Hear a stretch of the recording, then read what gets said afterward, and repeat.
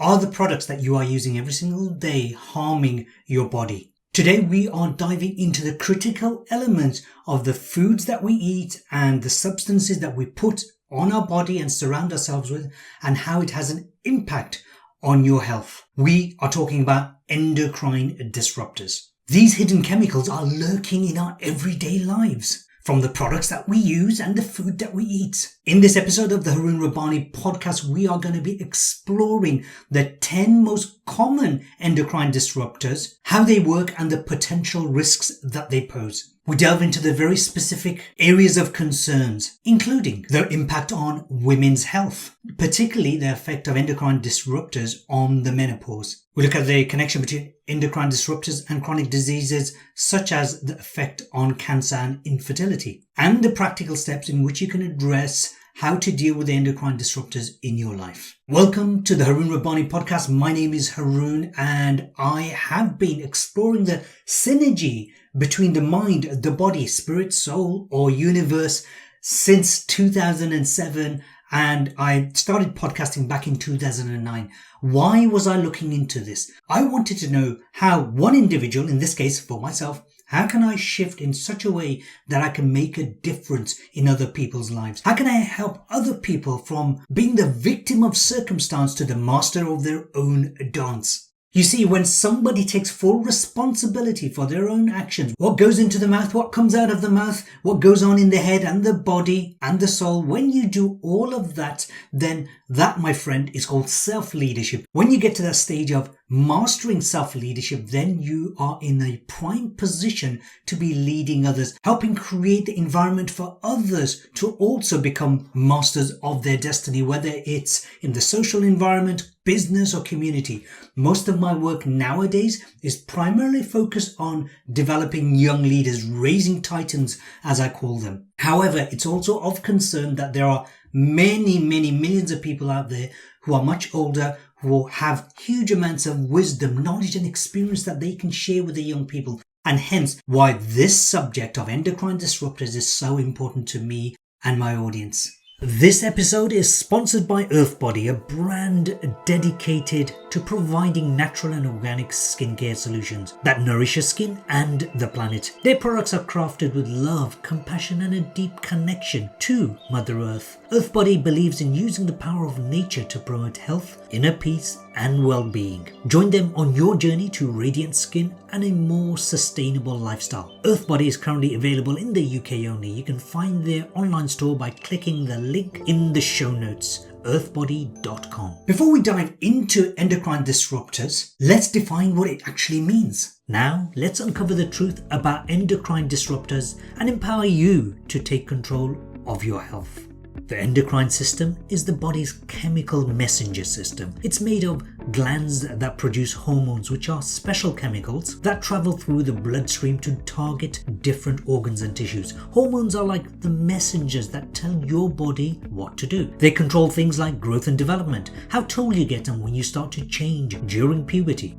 Metabolism, how your body burns energy and stores fat. Reproduction, how your body grows and changes during puberty and how you have babies. Mood and behavior, how you feel and act. Other functions include things like blood pressure, heart rate, body temperature, and your immune system. You may be aware of the more well-known hormones such as dopamine, serotonin, estrogens, testosterone, adrenaline, and insulin. These are just some of the 50+ hormones in your body. Without hormones, your body wouldn't be able to function properly. They help keep everything in balance and working as it should. On the other hand, endocrine disruptors are chemicals that can interfere with the way your body's hormones work. They can do this in two main ways. Number one, mimicking hormones. These chemicals can trick your body into thinking they are hormones. This can cause your body to produce too much or too little of a certain hormone. Number two, blocking hormones. These chemicals can block the receptors on your cells that hormones normally bind to. This prevents hormones from doing their job. While symptoms can vary on many individual factors, here are 10 common signs and symptoms that you may have an endocrine or many endocrine disruptors affecting your health. Weight gain or weight loss. Hormonal imbalances can lead to changes in appetite and metabolism, therefore affecting your weight. Fatigue hormonal disruptions can cause fatigue and low energy levels. Mood swings, hormonal fluctuations can impact mood, leading to irritability, anxiety, or depression. Infertility or reproductive issues. Endocrine disruptors can interfere with reproductive hormones, causing fertility problems or irregular menstrual cycles. Skin problems. Hormonal imbalances can contribute to skin issues like acne, eczema, or dry skin. Hair loss. Changes in hormone levels can lead to excessive hair loss. Sleep disturbances. Hormonal imbalances can disrupt sleep patterns, cause insomnia or excessive sleepiness. Thyroid problems. Endocrine disruptors can interfere with thyroid hormone production, leading to hypothyroidism or hyperthyroidism.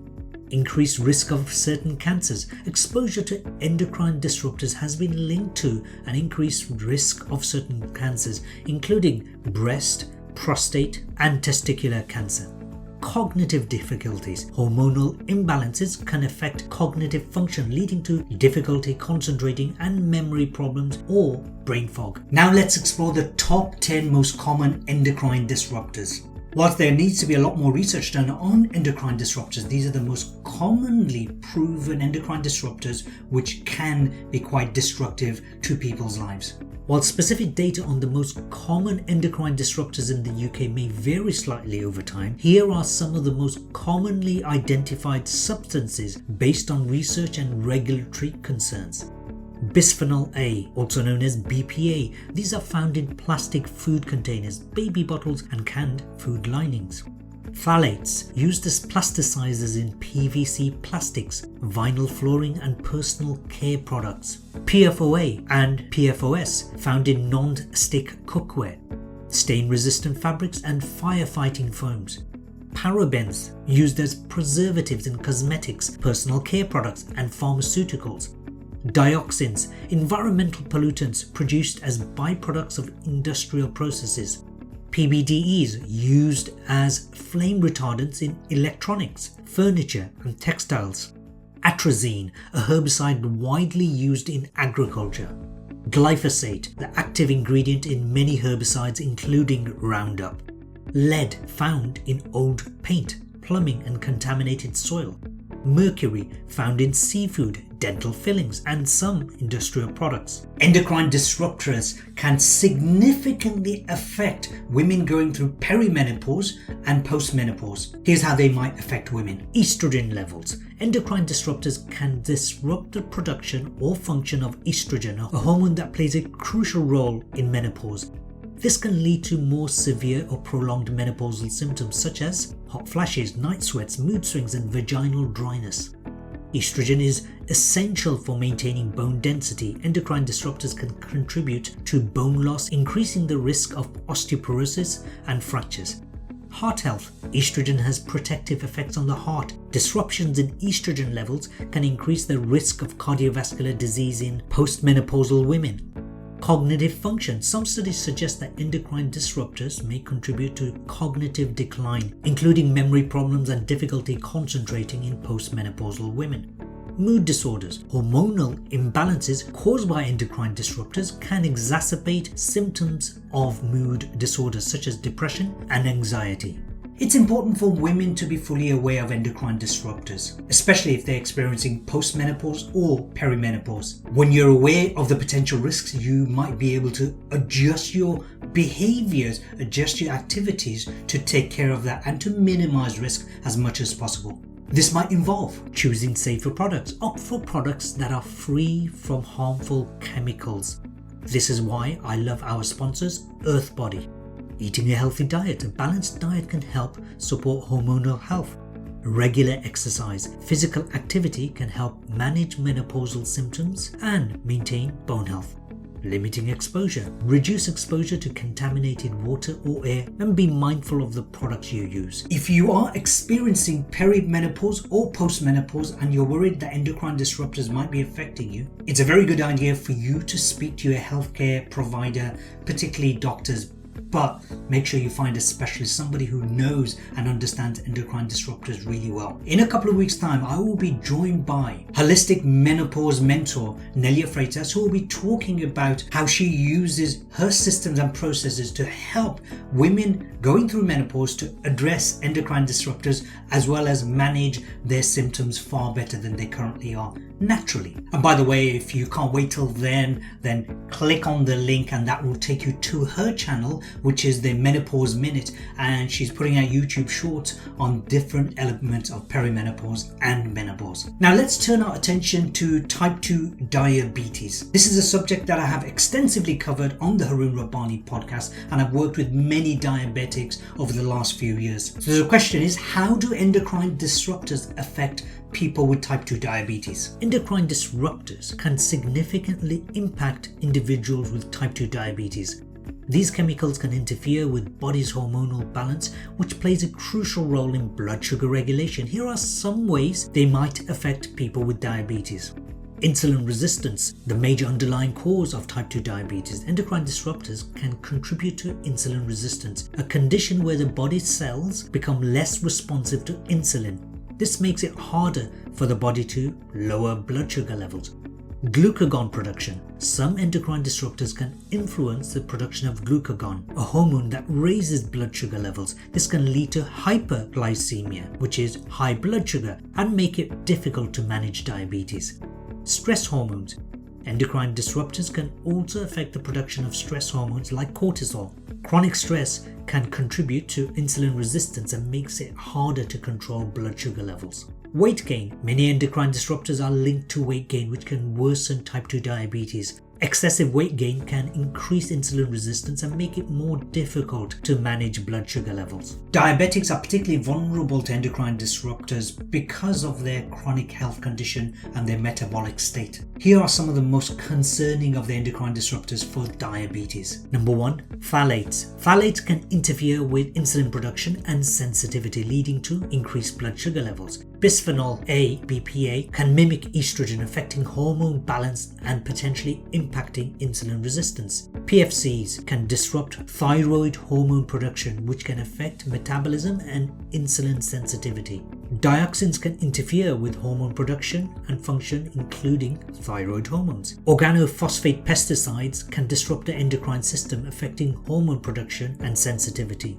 Finally, let's explore the potential impact of endocrine disruptors on people with ADHD. The research on endocrine disruptors and ADHD is ongoing. There's a lot more research to do, but here are some of the ways people with ADHD are affected. Number 1, neurotransmitter imbalance. Endocrine disruptors can interfere with the production or function of neurotransmitters such as dopamine and norepinephrine, which are crucial for attention, focus, and impulse control.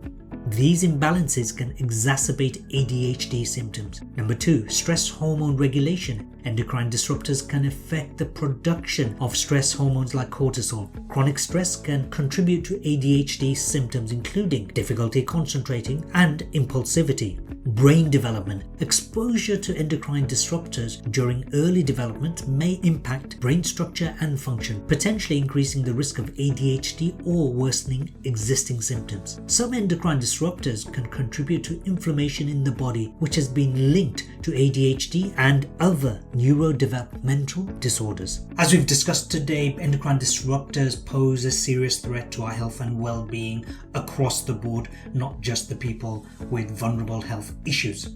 These chemicals have far-reaching consequences, and the best thing you can ever do is preventative measures and minimize the risk, but that means doing the research and making sure you are fully aware of what might be affecting you. By making informed choices when you go and buy stuff, by eating good healthy food, taking care of your body, getting plenty of rest, all the other preventative lifestyle measures, then you will minimize the impact of endocrine disruptors on your health, and possibly, especially if you have children not born yet, affect their lives as well. Remember, knowledge is power, and the more personal responsibility you take for the way you think, the way you behave, the way you speak, what goes in, the environment you put yourself in, the stuff that you buy, if you take control of that, then instead of being a victim of circumstance, you will be the master of dance, and If you are somebody who wants to make a difference to the people, the planet, well then let's help some of the people out there. Make sure you share this episode with a handful of your friends. Make sure you like, subscribe, and I will see you next week on the Harun Rabbani podcast.